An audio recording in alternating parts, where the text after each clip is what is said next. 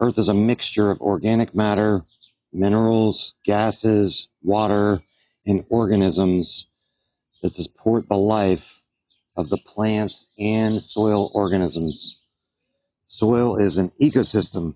So within the soil that is all below all of these plants, and within it is all types of chemical reactions and differences in electricity.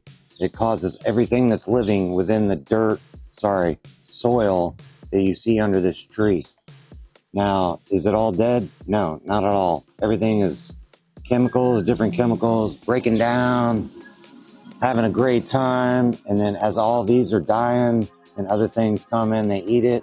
And then other things come and eat that. It causes more life. So by you saying that this is dirt, no, it's not dirt. There's a lot of stuff going on. There's little animals in there, and then inside the animals, there's stuff. So soil has 4 layers. Where you see right here is called topsoil. It goes down a little ways, and then there's heavier stuff under it. Sediments, rocks, debris from before. That's in the regolith. And then under that is the saprolite layer of the soil, and under that is what's called bedrock. Bedrock is what, in this state, when all of the building laws came out and people were trying to build houses closer or to stay when anything like hurricanes or earthquakes or anything would happen, the government said that you had to build your foundation down to the bedrock. Bedrock's way down and it's hard. In Florida, we call it hard pan, or basically can't go through it without a drill or something such as that. Now, before all of us were here, and when there was just like 9 to 12 tribes of American Indians here, there was a lot of other plants and other parts of the ecosystem here which help hold the soil here. A lot of the soil within Pinellas County currently is called topsoil or sand. It was brought in from other areas when they wanted to build things higher. A majority of Pinellas County is floodlands or wetlands.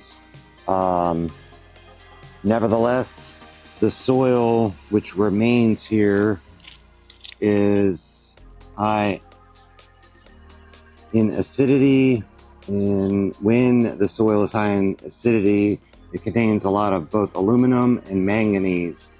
These 2 elements are good for both our plants and our bodies, and most of the crops of the food which we eat have a pH balance between 6.5 and 5.5.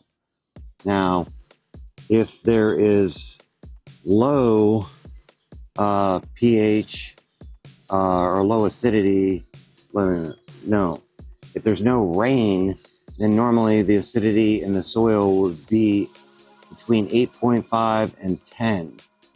This causes an irregularity to plant life, and only specific plants can live in said environment. So different plants live in different areas.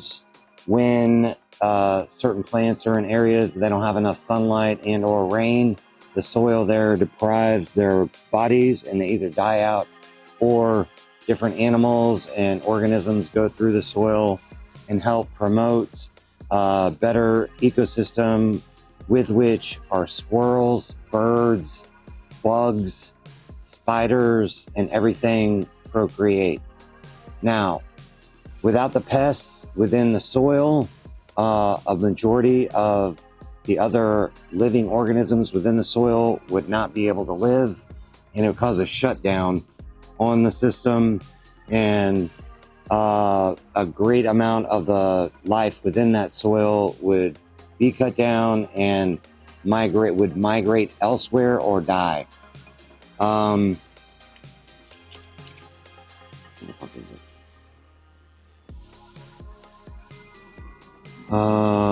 When an area of soil has a high base saturation or a high pH, It once again lends to other ecosystems being created in the areas. When I was in Iowa, there was an area there that was high in gypsum. So that area was an extremely large pH, but that area of the United States is one of the greatest providers of drywall and other gypsum products to a majority of the locations. Used to be around the world until they found more of it and they're being found elsewhere.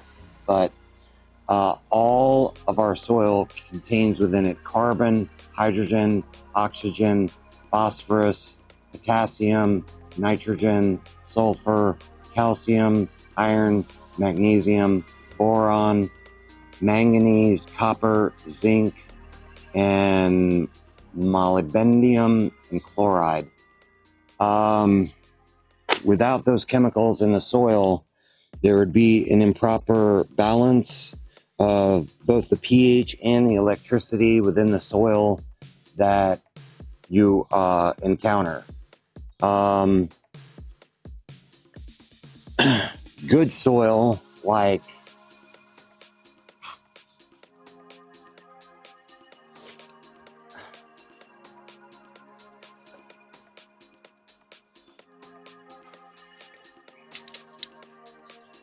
good soil like this, has much covering over it, many leaves and under things, in which you see all the bugs and the good stuff on all the spiders in your topsoil.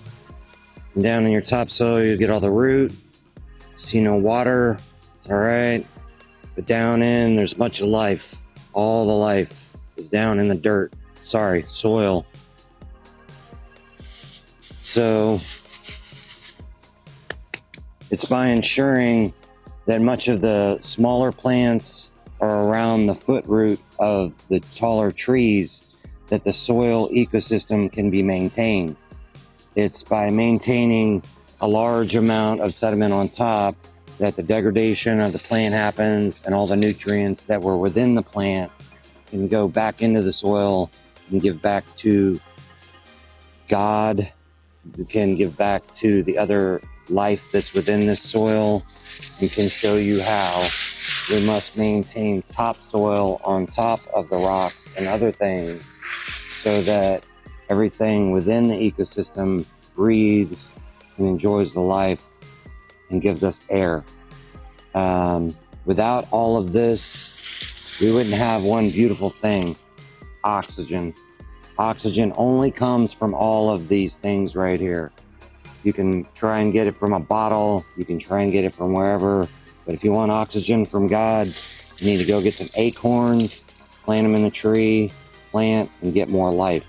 Because without all of these things called green life and plants, you will have very little air. So, next lesson will be not on soil, but within particulates of the soil, such as dirt, clay, and other things. And always remember that without soil, such as sand, you will not have concrete, nor buildings or anything such as that. So have a blessed day, stay straight up, and remember to keep your soil true. Don't forget to subscribe.